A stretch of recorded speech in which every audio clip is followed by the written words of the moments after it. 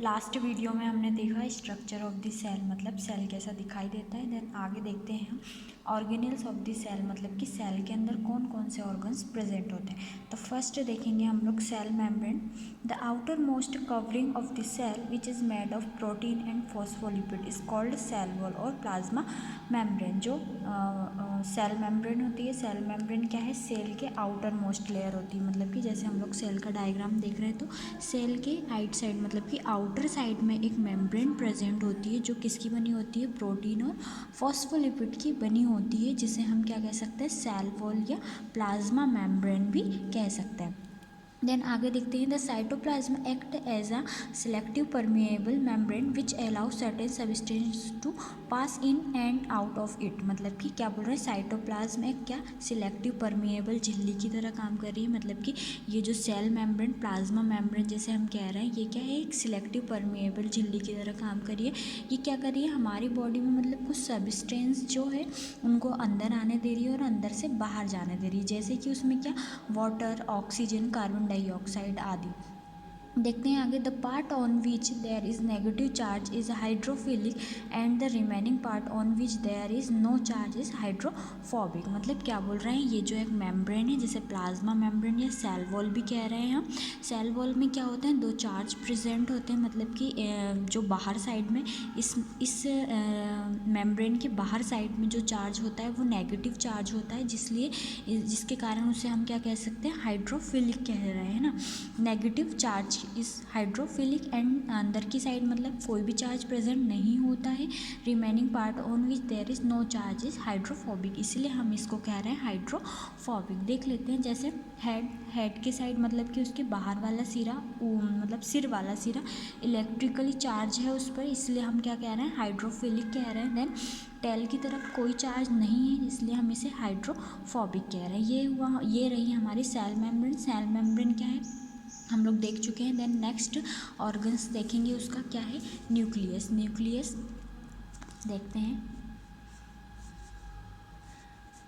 Nucleus diagram में हम firstly देख लेते हैं न्यूक्लियस कहाँ प्रेजेंट है। ये रहा हमारा न्यूक्लियस। देखते हैं न्यूक्लियस क्या है। Nucleus is found in all cells expect red blood cell and platelets in the human body. क्या है न्यूक्लियस, क्या है न्यूक्लियस में, न्यूक्लियस की मतलब कि रेड ब्लड सेल्स और प्लेटलेट्स को छोड़कर जो भी जितनी भी सारी न्यूक्लियस होते हैं उनमें क्या केंद्र, मतलब जितने भी सारे सेल्स होते हैं उनमें केंद्रक मतलब कि न्यूक्लियस प्रेजेंट होता है। लेकिन हमारी जो रेड ब्लड सेल्स है हमारी बॉडी में और प्लेटलेट्स है उनमें क्या न्यूक्लियस प्रेजेंट नहीं होता, मतलब कि केंद्रक प्रेजेंट नहीं होता। जो हम ये देख रहे हैं यहाँ सेल में सेंटर में केंद्रक प्रेजेंट है, मतलब कि nucleus. The nucleus is the largest cellular organ of the cell. मतलब कि ये क्या बोल रहा है, ये न्यूक्लियस क्या है, हमारे जो सेल है, सेल का क्या सबसे बड़ा ऑर्गन्स है, मतलब कि largest cellular organelles of the cell. Cell the nucleus is surrounded from the all side by a selective permeable membrane similar to cell wall which we call the nuclear membrane. क्या बोल रहे हैं, cell मतलब कि nucleus के outside में, मतलब कि अभी हम सेल पढ़ रहे थे तो सेल की जो आउटर मोस्ट लेयर थी जो सेल को कवर करके रखी थी हम उसे सेल मेम्ब्रेन कह रहे थे। देन अभी जो सेल मेम्ब्रेन कह रहे थे, लेकिन क्योंकि सेल को कवर करके रखा हुआ था, लेकिन अभी हम न्यूक्लियस पढ़ रहे हैं तो न्यूक्लियस को एक मेम्ब्रेन ने कवर करके रखा है, जिससे हम क्या कह रहे हैं, न्यूक्लियर मेम्ब्रेन कह रहे हैं।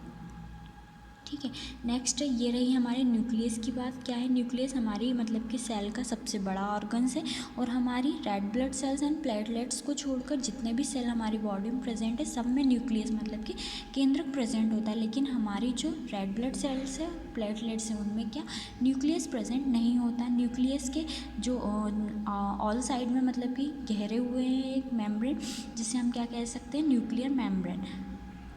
नेक्स्ट थर्ड ऑर्गन्स देखते हैं, cytoplasm. In the cell the fluid found inside the cell membrane and on the outer side of the nuclear membrane is called cytoplasm which keeps many substance soluble with protein. मतलब cytoplasm क्या है, अब cytoplasm देख लेते हैं हम लोगों ने पढ़ा पहले क्या पढ़ा, पहले हमने पढ़ा सेल मेम्ब्रेन देन न्यूक्लियस। तो क्या बोल रहे हैं, सेल मेम्ब्रेन मतलब सेल मेम्ब्रेन की अंदर की साइड, सेल मेम्ब्रेन के कहाँ फाउंड इनसाइड मतलब कि अंदर की साइड, और जो न्यूक्लियस हमने पढ़ा न्यूक्लियस के आउटर साइड में एक द्रव्य मतलब कि एक द्रव भरा होता है, जो ये डॉट डॉट डॉट डॉट दिखाई दे रहा होगा आप लोगों को, पूरे सेल में प्रेजेंट होता है। मतलब कि सेल के इनसाइड एंड न्यूक्लियस के आउटर साइड में एक द्रव भरा हुआ है, जिसे हम क्या कह सकते हैं, जिसे हम साइटोप्लाज्म कह सकते हैं, या फिर न्यूक्लियर साइटोप्लाज्म कह सकते हैं, या फिर न्यूक्लियस सेल द्रव भी कह सकते हैं,